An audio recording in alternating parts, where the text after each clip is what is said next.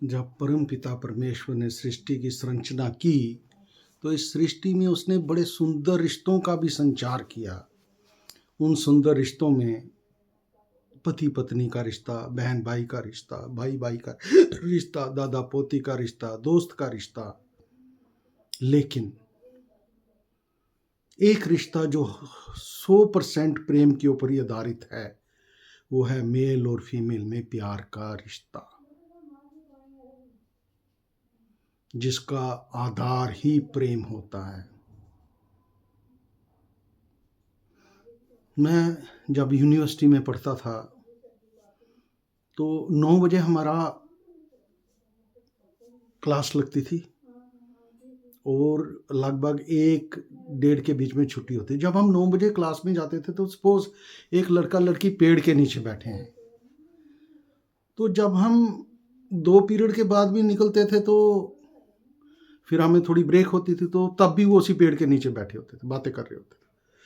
फिर हमें 1:30 बजे कोई छुट्टी होती थी तो हम बाहर निकलते थे तो देखते थे वहीं बैठे होते थे।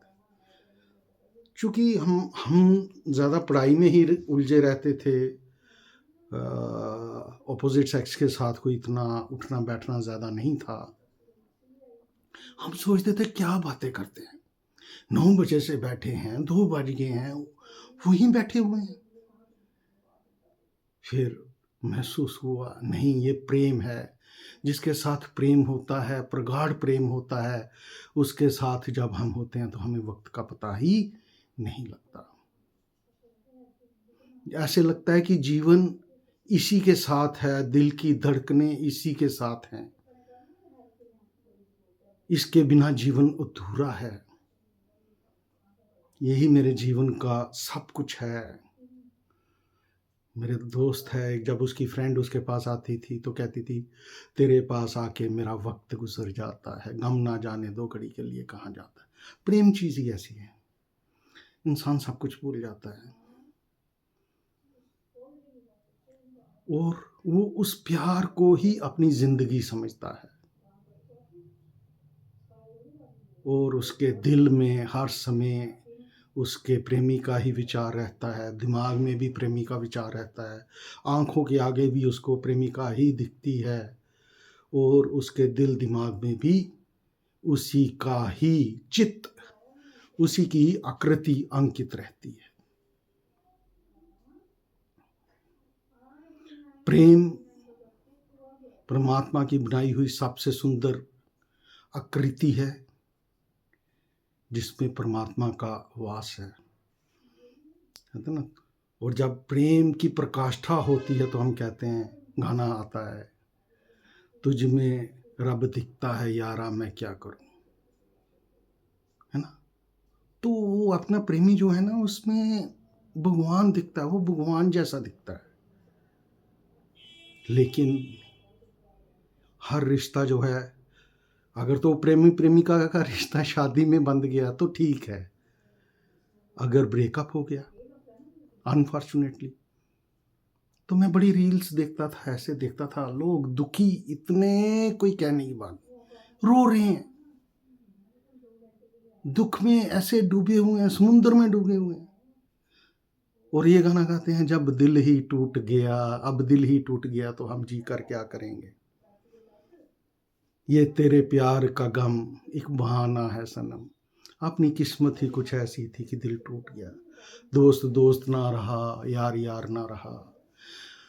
जब मैं छोटा था ना तो लोग वो सैड सॉन्ग सुनते थे, जैसे दुनिया भर का दुख उन्हीं को ही खा गया।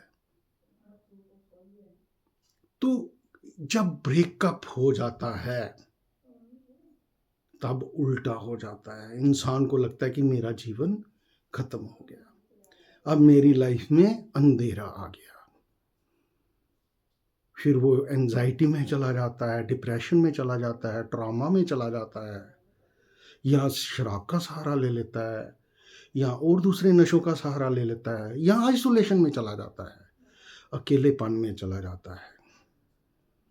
अपार कष्टदायी होता है उस समय उस बच्चे के लिए जिसका दिल टूट गया हो। तो ऐसे में जब दिल टूट जाता है तो बहुत कुछ मैंने सुना कि लेट गो करने के लिए, लेट गो, मूव ऑन, किताबों में जो चीज़ें अच्छी लगती हैं उसमें अपना मन डालो, अच्छे लिटरेचर को पढ़ो, अच्छे दोस्तों के साथ ज़्यादा संग करो, डॉक्टर की भी प्रिस्क्रिप्शन पे चलो, अपने आप को इन्वॉल्व रखो, तो आपको प्रेम का दुख जो है वो over a period of time कम हो जाएगा। बहुत सुना इसके बारे में। अब ये जो दुख है ब्रेकअप का, इसको कैसे मोल्ड करना है और प्रभु की तरफ मोड़ देना है, ये एपिसोड हम नेक्स्ट एपिसोड में इसको डिस्कस करेंगे कि इसी को हमने अपॉर्चुनिटी बना लेना है और इसी जो टूटे हुए दिल को ही हमने प्रभु के साथ मिलके एक नव दिल का, एक निर्मल चित्त का निर्माण करना है, जो चित्त में सारा प्यार प्रभु के लिए हो। तो हम परमपिता परमेश्वर से ये विनती करते हैं, दुआ करते हैं कि जिसका भी दिल टूटे तो परमात्मा उसको शक्ति दें कि वो उस दुख से बाहर आ सके और दोबारा पूर्ण अपना जीवन अच्छे से जी सके। इसी के साथ मैं आपसे निवेदन करता हूँ कि आप अपना आशीर्वाद मुझ पर बना के रखें, मुझे इनकरेज करें, मेरे सिर पर हाथ रखें, ताकि मैं जो भी मेरे ज़िंदगी के अनुभव हैं मैं उनको आपके साथ शेयर कर सकूं। धन्यवाद। अगर सब्सक्राइब नहीं किया है तो सब्सक्राइब कीजिए, लाइक कीजिए और अपने दोस्तों के साथ शेयर कीजिए। धन्यवाद।